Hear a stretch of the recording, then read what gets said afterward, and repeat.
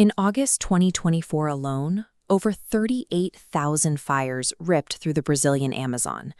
Animals were burned alive, and vast stretches of green canopy were reduced to ash. But here is the scientific reality. The rainforest doesn't burn on its own. It is simply too damp for fire to spread. Experts estimate that less than 1% of these fires are caused by natural events like lightning strikes. We often picture this destruction as a side effect of poverty, local farmers slash and burning a few acres just to survive. Environmental crime generates $281 billion annually, the third largest criminal sector behind drugs and arms. Watch this morph into a corporate supply chain. To see who funds the destruction, we must audit the enterprise, from the ground floor, through the bureaucracy, to the board of directors. This systematic clearing of the rainforest functions as a highly lucrative, globally financed business model. Our audit starts on the ground floor, where the physical acquisition of land takes place. As you can see, the divide between the untouched rainforest and endless agricultural fields is completely unnatural. Driving this expansion are illegal loggers and gold prospectors. They operate entirely outside the law, gutting the middle of the jungle, frequently deep inside protected indigenous territories, like those of the Paiter-Sarui. These operations deploy heavy excavators, coordinate logistics via Starlink satellite internet, and pump over 200 tons of toxic mercury into the ecosystem every year. The environmental agencies trying to stop them, like IBAMA, face heavily armed syndicates. Their officers have to wear tactical bulletproof vests just to patrol the forest and confiscate illegal timber. The pushback is violent and direct. Criminal syndicates place actual bounties on the heads of environmental protectors, offering thousands of euros to anyone willing to eliminate them. The front lines of deforestation operate exactly like a hostile, militarized corporate takeover. Once the cartels physically seize the land, they face a bureaucratic problem. They need a way to legitimize it on paper. The solution is an illicit practice known as Operation Greenwashing. To steal 530,000 hectares of public land, criminals forged documents using the signature of a woman named Donna Rosalina Gomes. If you look at her year of birth in the 1890s, she would have been 116 years old when she supposedly signed the paperwork. This glaring fraud bypasses global safeguards. Criminals use these forged documents to trick international registries into certifying their stolen territories as protected conservation initiatives.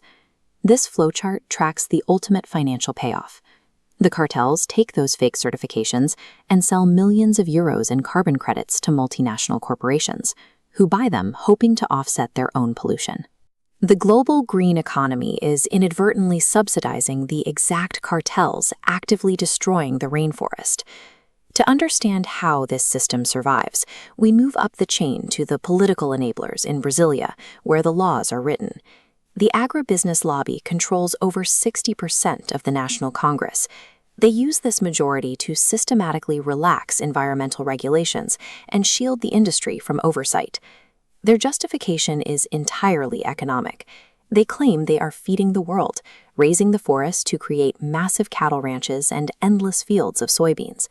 Yet nearly 90% of those soybeans are shipped to the other side of the globe, just to fatten pigs in China.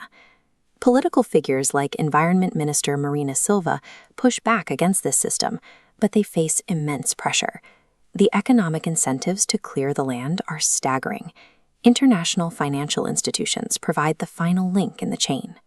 Over the past 5 years, they have poured nearly 700 million euros in credit into farms located in newly deforested areas.